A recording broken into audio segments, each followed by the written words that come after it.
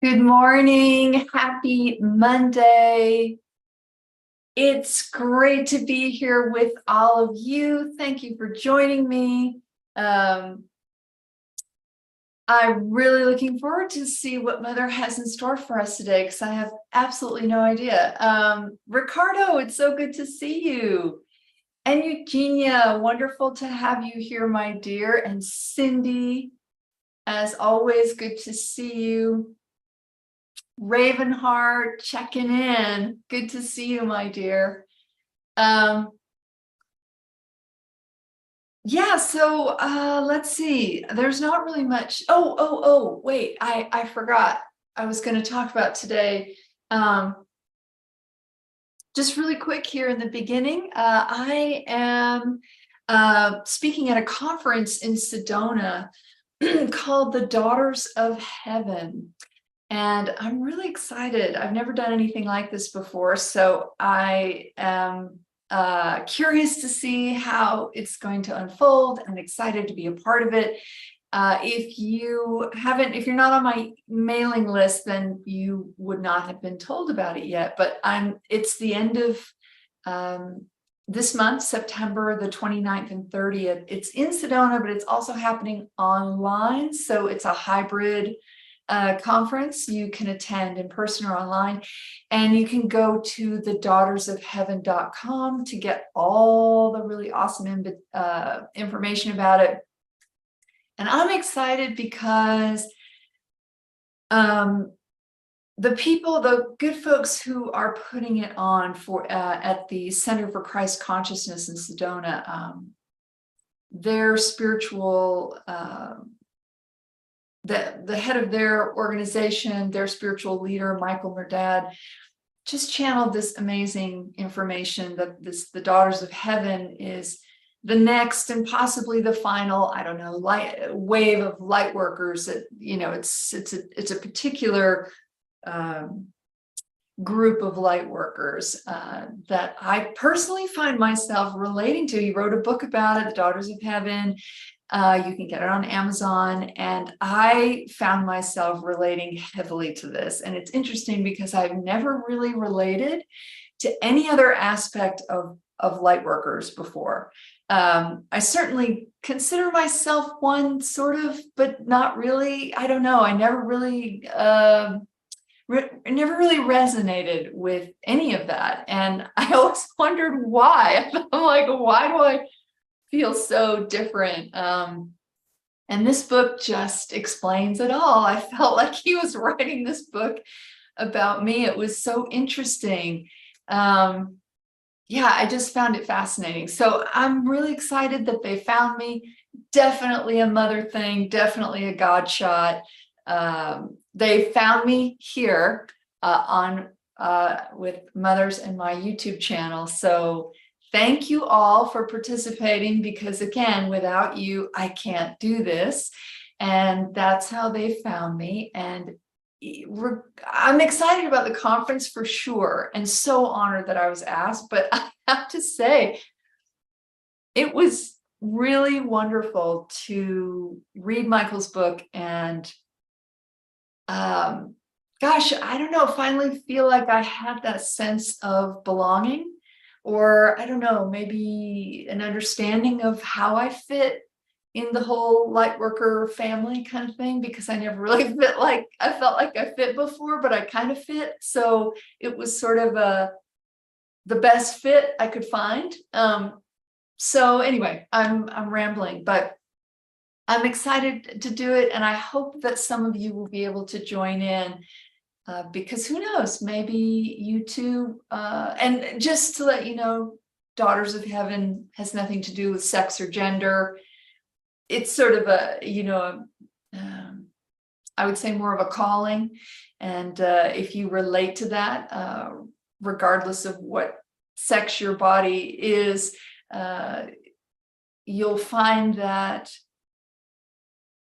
well, maybe like me, you will find yourself awakening to that calling, or feeling a sense of validation, or a sense of I don't know, finding your peeps, which can be incredibly powerful. So putting out that call, letting all the daughters of heaven know that I'm with you on the road, and I hope to see you there or relating at some point.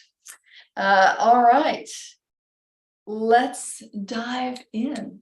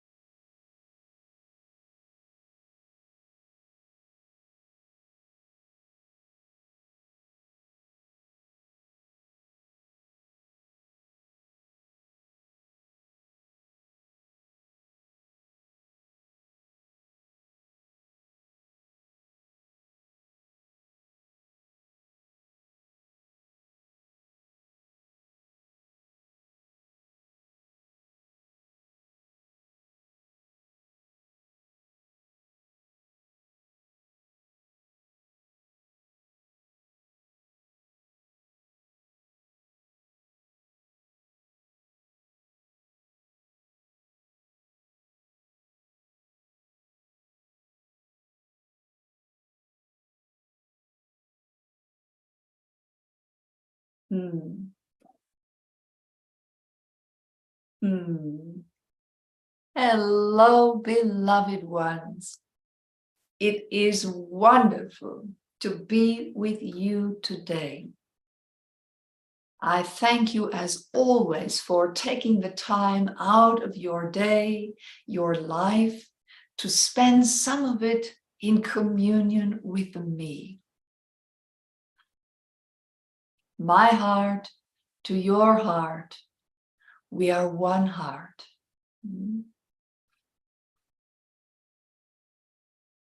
So I'm going to continue a little bit with what Danielle began talking about, and this sense of joy that she received when she felt that she finally fit in, right, to a more conventional group or community. So I want to talk today about fitting in and how that relates to you as a human animal, and why it's so important to human beings, and what it provides for you when you feel that you fit in somewhere or with some group. So fitting in starts to develop almost immediately, right? From a very young age, you recognize that fitting in is synonymous with survival. So there is your basic survival: food, clothing, shelter, safety from danger, from predators. And then as you get older, you find that there's an added fitting in that is very important, and that is social survival, right? So when you're a child, you want to fit in so that you get your basic needs covered. And obviously, there is much more to your living within your social, your family dynamic. But that is a key element, right? Are you getting your basic needs met? Some children do not survive their childhoods because they do not get their basic needs met. No matter what they do or how hard they try, they are not provided their basic needs, whether that is because of their family or the larger community in which that family lives, the state, the country, the province, the town. And when you reach adulthood and your community at large, including your family community, expects you to provide for yourself your basic needs, your food, clothing, shelter, that you are required to provide that for yourself, then there's the wider world.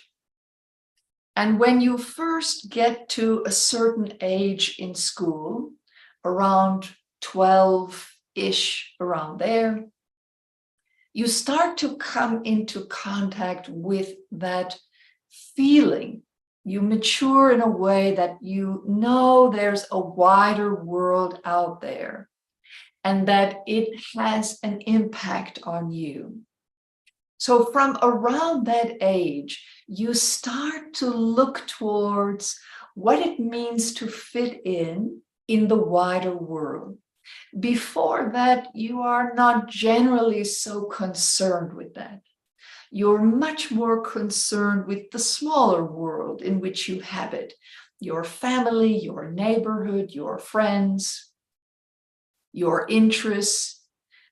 These are the things that fill your mind and your heart and your day.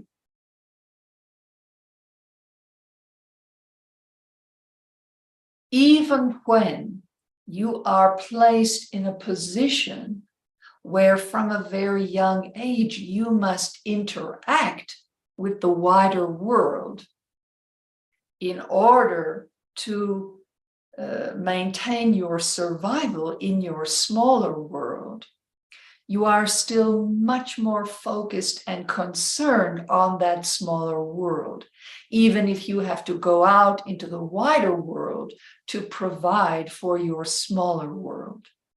But at a certain age, you start to recognize that you are at some point going to be a big part of that outer world, that bigger world. So social survival becomes as important in the mind, in the heart, in the physical body, as food, clothing, shelter, right? Because you recognize that your ability to interact, to be a part of the larger world, directly impacts your ability to provide for yourself those basic needs: food, clothing, shelter. So fitting in from the beginning to the end of your life is important. You all, as human beings, are pack animals, community animals, tribe animals, herd animals. You are very much focused on group, being in the group, being a part of the group. And you want to be a part of a group that is going to ensure, that has the best possibility to ensure your survival on every different level.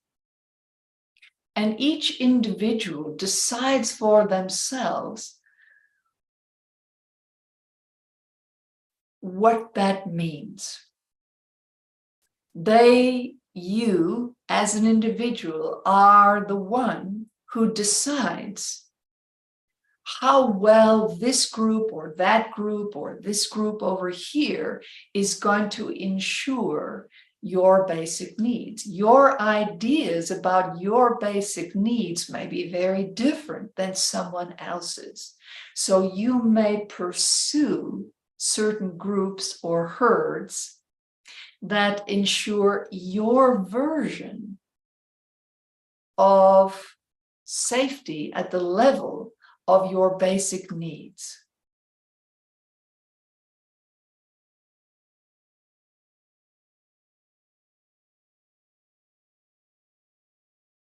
Now, some people are not drawn to the community, the herd, the tribe, the pack. They tend to be people who do better on their own or with very small one-on-one relationships or a group of maybe 2 or 3. These are exceptions to the rule, but they also recognize that there has to be some level of fitting in to ensure their needs, their survival. And as you age, you start to recognize that some of those survival needs are based beyond just food, clothing, shelter, and start to encompass love, affection, acceptance, recognition, respect, honoring, cherishing, intimacy, that you have needs as a human being that extend beyond just those 3 basics of survival. That those 3 things for survival, food, clothing, shelter, might do for certain kinds of animals, but they're not enough for the human animal. You require much more than just that. So now, in order to get those needs met, you discover that you need to fit in somewhere, whether it's a tiny little group, a big group, a very large community, even a worldwide community that maybe you are a small part of, but you still feel as though you are part of something much bigger than yourself. Because in the heart of human beings,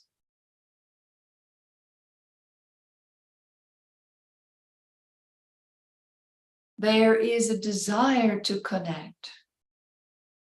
Now, the rare individuals that go off into the woods on their own and build their own log cabin and live by themselves with little to no contact to other humans, they are more interested in connecting with nature.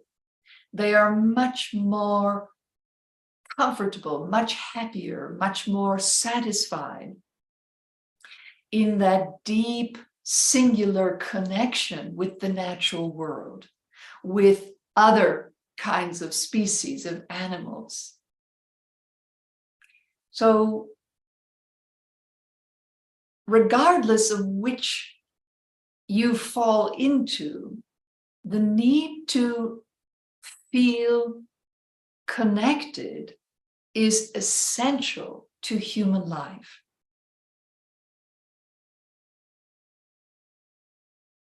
Because for human beings to feel entirely alone, if someone were to go out into the woods and live completely alone and have no desire to connect with nature, not want that as a part of it. It's sort of, well, I have to live out here in nature in order to be completely alone.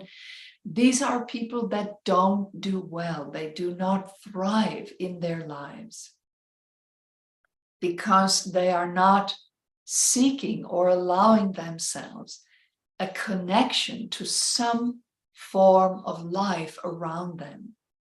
Doesn't have to be human, but it has to be some kind of feeling of connection. This is vital to human life. You could survive theoretically, meaning you could draw breath, your heart could beat if you covered just food, shelter, clothing. But if you left out that essential element of connection, it is not going to be much of a life. It's going to be a shadow life. So this is why you all are so active in seeking connection.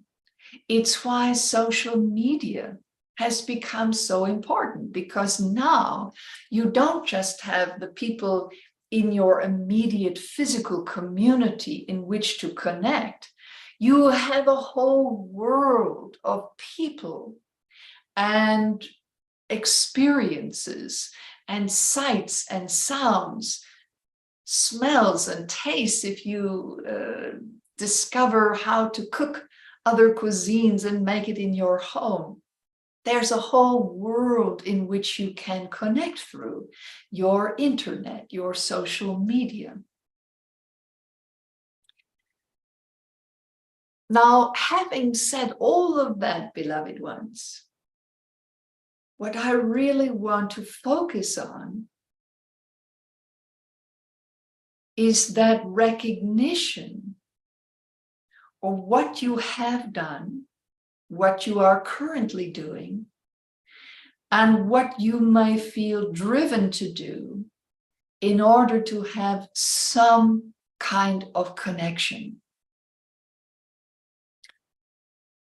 It is often why people find themselves in organizations or religions or communities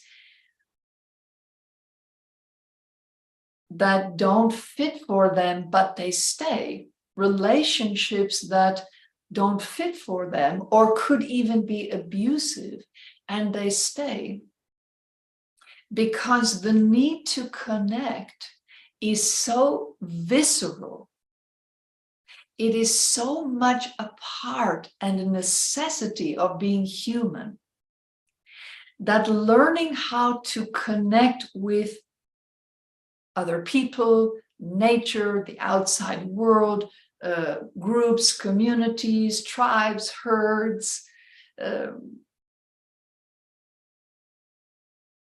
to connect in a healthy way for you is really the point on which your happiness pivots. It's where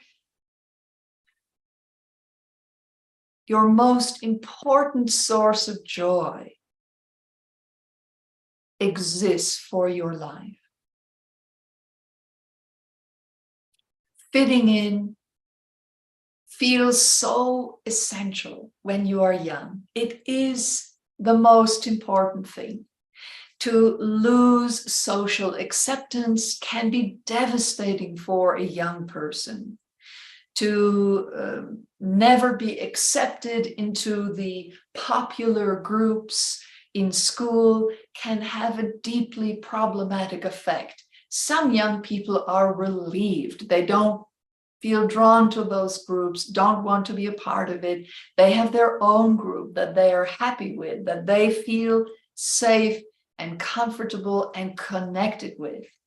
But others try so hard to be a part of groups that may not be a good fit because they've convinced themselves that it should be a good fit, that if they fit in that group, then that would say about them really good things. Others would be envious, just like they feel before entree into that group, the envy that they felt.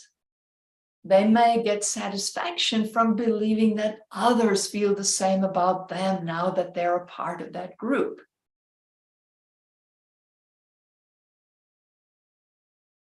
People may confuse fulfillment, happiness, satisfaction with being envied by others, being sought after by others,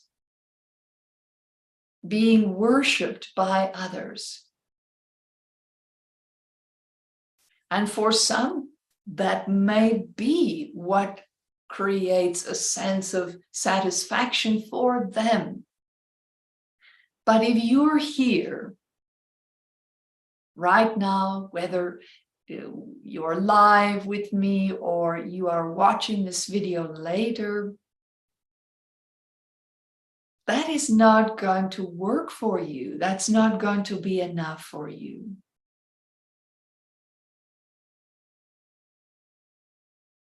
You are all at a time where you recognize that trying to fit into herds, packs, communities that don't fit for you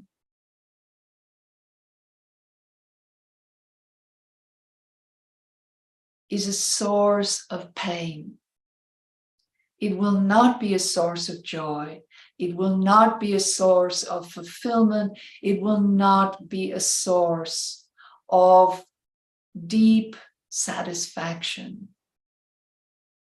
But it will be a pain point, and it will continue, and it will continue, and it will continue. Now, there are some groups that you can visit and be fine with. You come with a sense of neutrality, with an open heart, with the focus that you are going to share your love, your soul gifts. Maybe that's your job. Maybe as a social group or a place of finding deep connection with others, that's not it.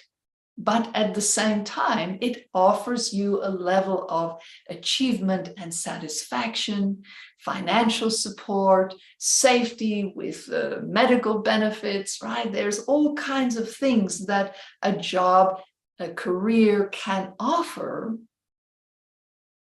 that fits you just fine, because you are not there to seek out these deep emotional connections, these deep spiritual connections. Maybe you have that in other parts of your life.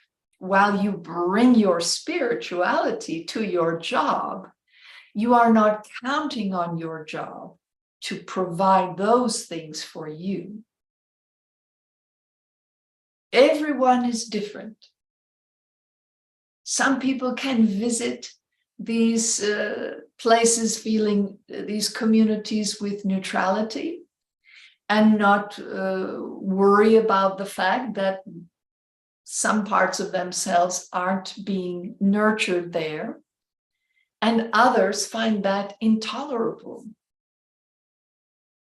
But the point is, you need to understand you, right? What works for you and what doesn't, in how you fit in with the people in your life, the social structures of your life, the communities in your life. Because you do need to feel as though you fit in, whether it's with one person or 3 people or thousands. It doesn't really matter. What matters is that you feel connected. And through that connection, you feel nurtured.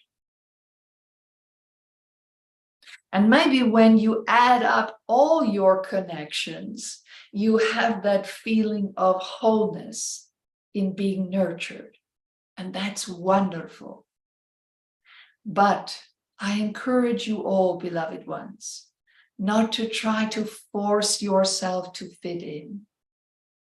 Whether you are 10 years old or 100 years old, it doesn't matter. When you force yourself to fit somewhere or with someone or with some group of people, you are creating a false sense of self. You are pretending. In a sense, you are lying to yourself and to others. And that energy is a heavy burden. I'm not talking about this from a moral standpoint. Some of you may have to lie in your relationships in order to ensure your very safety and your survival.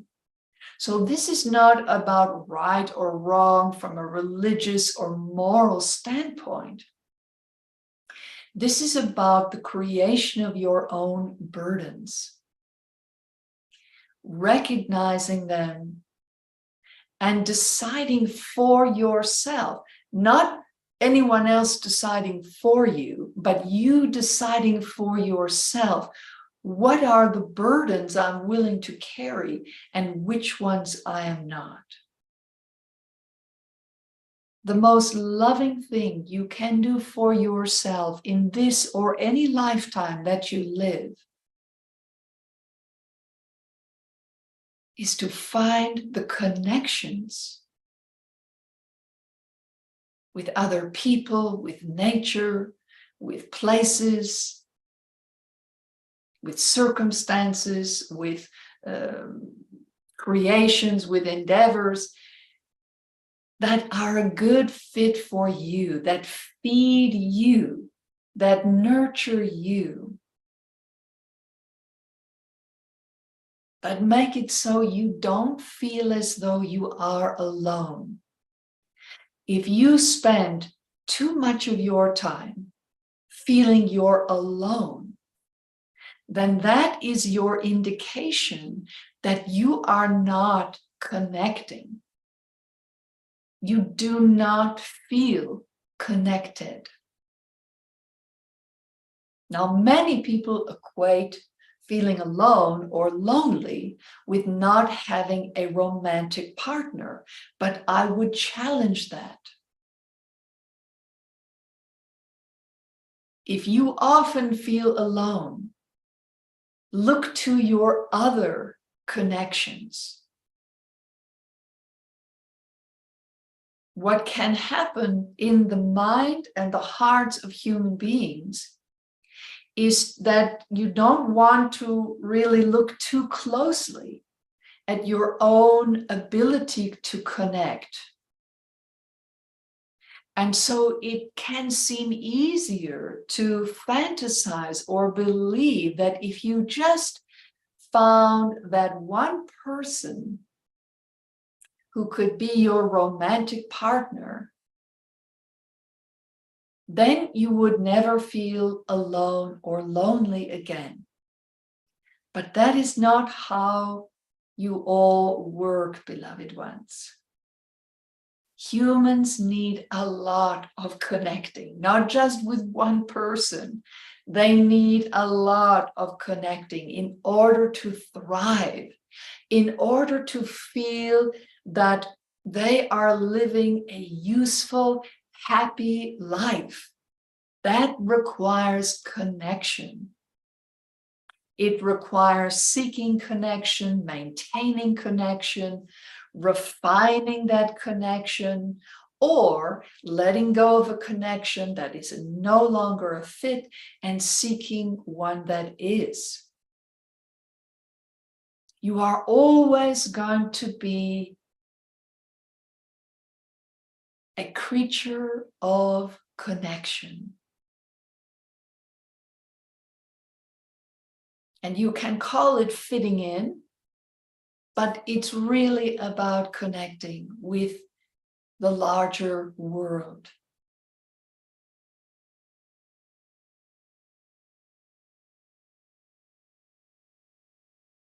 And I recognize deeply that it can feel scary to connect. It can sometimes feel easier to just keep feeling lonely or alone. That to take those steps to seek out connection with others, maybe you feel as though you've never really fit in anywhere. You've struggled with this. Maybe your depression or your anxiety says, don't try to seek connections, because that might end your ability to provide food, clothing, shelter for yourself. That may annihilate you as a person. It might annihilate you emotionally, mentally, physically, spiritually. Because if that connection that you are seeking is not reciprocated, then you risk being hurt.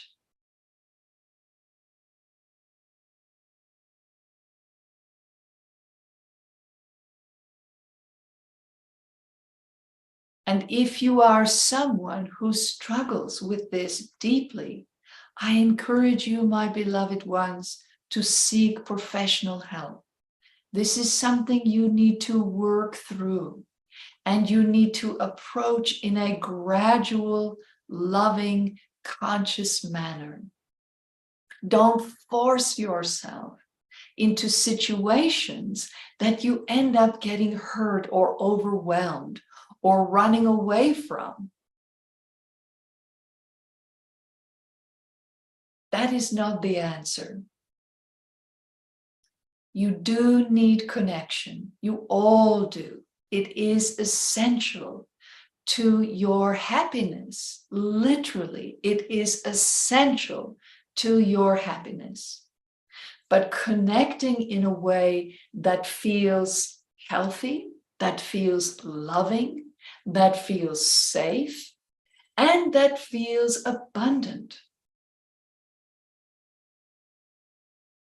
That is something that you and I personally, you as the individual and I, can help to steer you where you need to go to get the help you need, or to find the connections that are going to make your heart sing.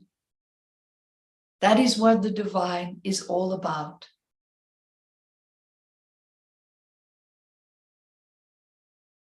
Helping to leave breadcrumbs, a trail you can follow out of your own darkness and into your own light.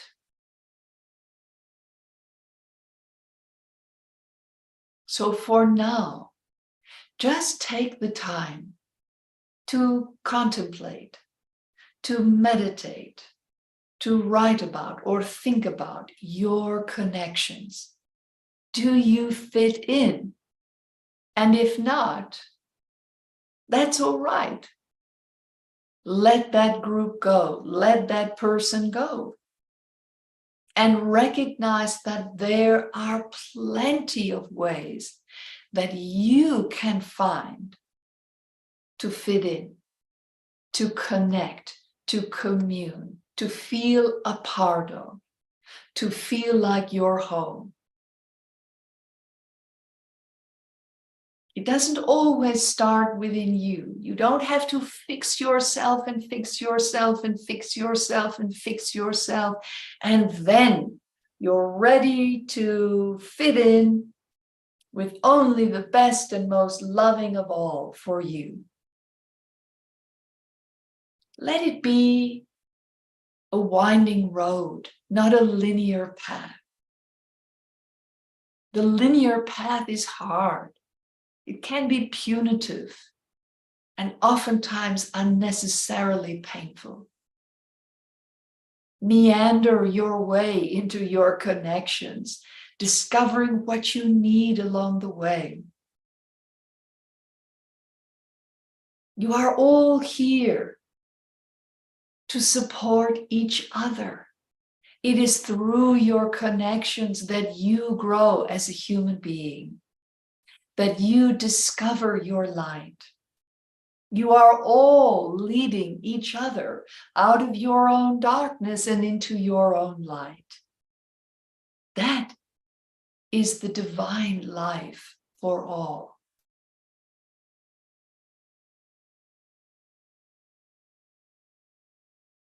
And please, beloved ones, please be very patient and kind with yourselves along the way. When you feel alone or lonely, that is your soul asking you to please connect in a way that feels loving and good for you. And I'll be with you, holding your hand every step of the way.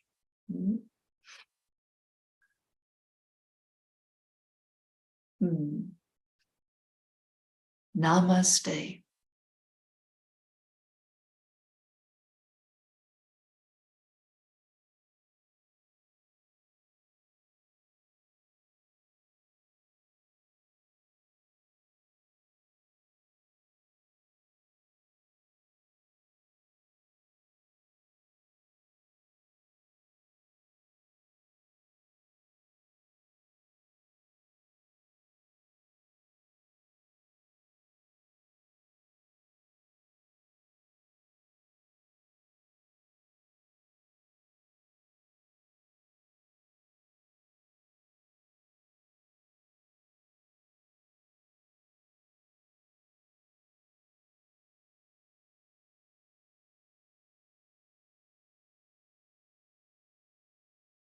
Mm.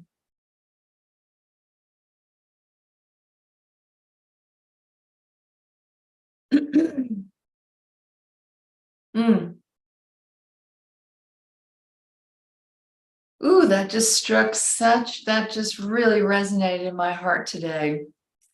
So good to hear that. You are welcome, Ricardo. You are welcome, warrior girl. So good to have you here. Shalom, warrior girl. That's so beautiful. Thank you. And aloha, Barbara. So wonderful to have you. And Penny, such a joy. I hope you're staying safe in Florida.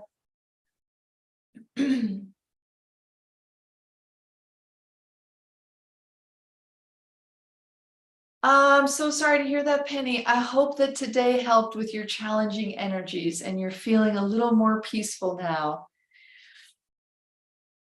Have a fantastic week, everyone. It is always so good to be with you. And oh, I am too, Cher. Thank you for that. I thank you. Yes, it is always a joy to feel connected with you, my dear. Thank you. And I just whoa, what was I? So that just went right out of my head. Oh gosh, I've got channeling head. Okay. I'm not sure what I was going to say, except love you guys. Thank you for being here. And I will definitely see you here next week. Yeah, okay, it's completely gone. You're welcome, everybody. Take care, and I will see you here next week. Okay, much love.